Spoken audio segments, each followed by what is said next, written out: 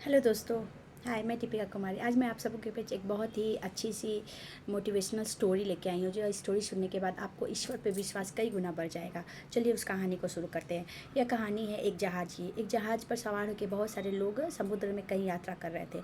अचानक से उस समुद्र में तूफान आ जाता है और जहाज़ डूब जाता है। सभी जितने भी लोग थे वो सभी डूब जाते हैं सिवाय एक के। एक इंसान उस जहाज़ पर बच जाता है और वह किसी तरह तैरता हुआ एक छोटे से टापू पर पहुँचता है। वहाँ बहुत दिन तक वह मदद का इंतज़ार करता है लेकिन कोई मदद नहीं आती।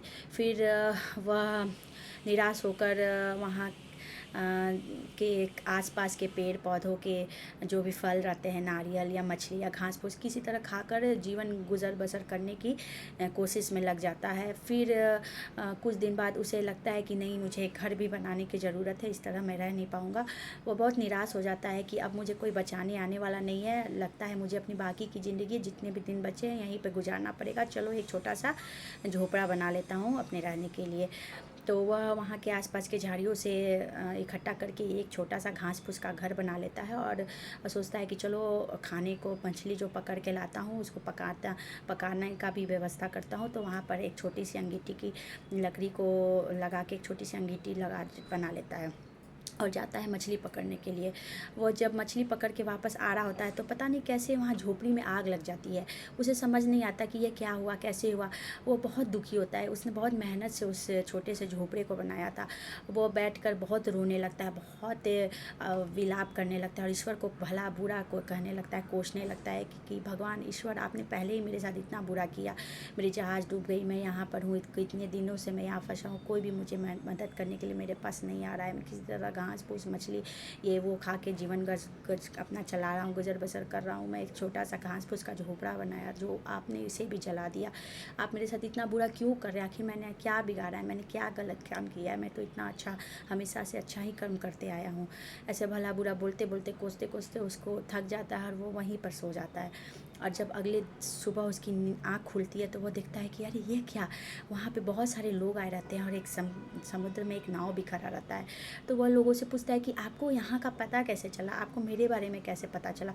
तो वो नाव पे जो सवार लोग रहते हैं वो बोले, मुझे यहाँ से फायर सिग्नल मिला था कल रात को। तब वह आदमी समझ जाता है, ओह अच्छा ये बात है। जैसे वो झोपड़ा जब उसका जला तो वहाँ से जो आग निकली, वहाँ से जो धुआं वो था, उससे वह फायर सिग्नल उस नाव को मिला और वह नाव वाले वहाँ आए उस टापू पर उस आदमी की मदद करने के लिए। तब उसको समझ में आता है कि ईश्वर का जो प्लान होता है हमारे प्लान से कई गुना अच्छा होता है। हम जितना सोच भी नहीं सकते उससे कई गुना ज़्यादा ईश्वर हमें देता है। इसलिए ईश्वर के प्लान पे, ईश्वर के द्वारा किए गए कुछ भी कर्म पे हमें कभी डाउट नहीं करना चाहिए। उन्हें कभी भी हमें भला बुरा या कोसना नहीं चाहिए। वो हमारे परम पिता परमेश्वर है, हमारे पिता, हमारे सुप्रीम, हमारे गॉड फादर है, हमारे सब शुभ चिंतक, वेल विशर है। वो हमारे लिए कभी भी बुरा नहीं सोच सकते, कभी बुरा नहीं कर सकते। सिर्फ हमें ज़रूरत है तो अपना असीम श्रद्धा विश्वास बनाए रखने के लिए कि ईश्वर जो भी करेगा वो हमारे अच्छे के लिए ही करेंगे। तो यह जानने के बाद, यह पता चलने के बाद वह ईश्वर को थैंक यू, धन्यवाद करता है और फिर से वापस से वो उस जहाज़ से अपना घर चला जाता है। तो दोस्तों, आप भी अपनी ज़िंदगी में जब भी आपको ऐसा लगे कि बहुत ही बुरा परिस्थिति, बहुत ही समस्याओं से आप घिरे हुए हैं, बहुत ही संकट से आप जूझ रहे हैं, तब भी आप ईश्वर पे विश्वास बना के रखिए। उनसे प्रार्थना, उनसे गुहार करते रहिए। देखिएगा ईश्वर आपको, आपकी समस्याओं से आपको ज़रूर निकाल देंगे। इसलिए हमेशा हंसते रहिए, मुस्कुराते रहिए और ईश्वर को पे असीम श्रद्धा विश्वास से, उन पर भक्ति बनाए रखिए और ईश्वर से प्रार्थना करते रहिए। वो आपके सारे कष्टों को हर लेंगे और आपके जीवन में खुशियाँ और समृद्धि और खुशहाली लाएंगे। अगर आपको यह वीडियो पसंद आया तो प्लीज़ मेरे चैनल को सब्सक्राइब और वीडियो को लाइक कीजिएगा। Thank you so much.